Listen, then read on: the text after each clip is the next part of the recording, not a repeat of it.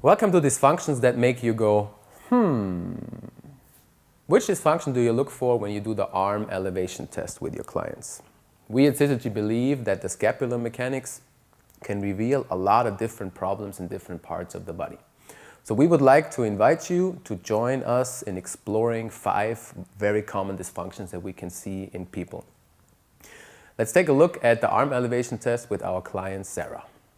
If you take a look at the scapulas of Sarah, you can just look at my fingers to follow the scapular motion. As she starts to go up with her arms, you can see that her left scapula moves way more than the right one. So we can say the right one is more stuck. As she goes higher with her arms, you can also see that the right trapezius is tensing up and that the angle of the right humerus is different than the one of the left one. You can also see that the right elbow is more bent in this position. In this video, we're going to focus on TMJ disorders, which are, as mentioned before, one of the 5 common dysfunctions from not optimal scapular mechanics. We're going to look first at the involved muscles that are relevant for this, a little bit about the biomechanics, but not too much because the TMJ joint is a very complex structure. And then we're going to see maybe why we think that this is also linked to scapular mechanics problems in the TMJ. First one is the serratus, which comes from the medial border of the scapula, inserts to the ribs. So it comes from here down to here. The second one is the rhomboids. They are here from the 7th cervical spine down to the 5th T-spine and go to the medial border scapula. The serratus is externally rotating the scapula. The rhomboids are pulling the scapula towards the spine. We have the trapezius muscle, which comes from the spine of the scapula, the acromion, clavicle, up to the suboccipital region.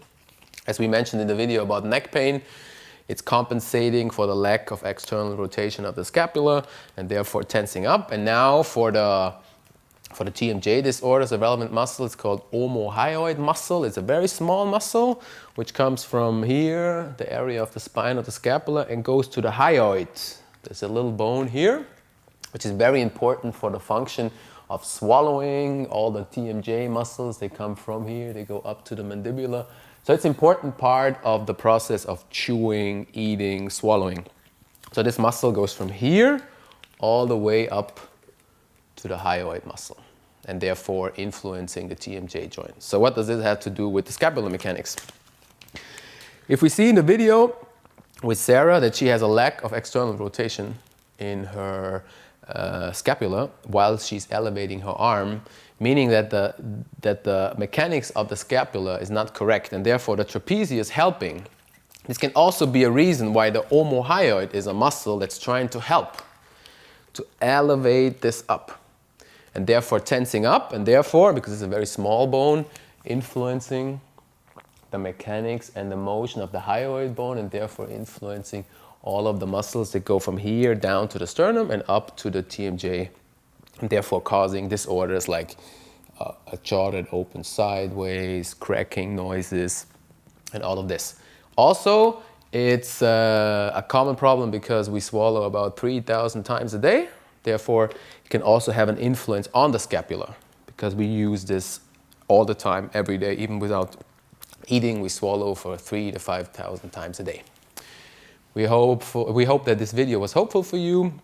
We recommend that you test this on your clients, look at this function of the scapula, see if you can find the link. And if you like more information, we would like you to visit us on our homepage. Thank you.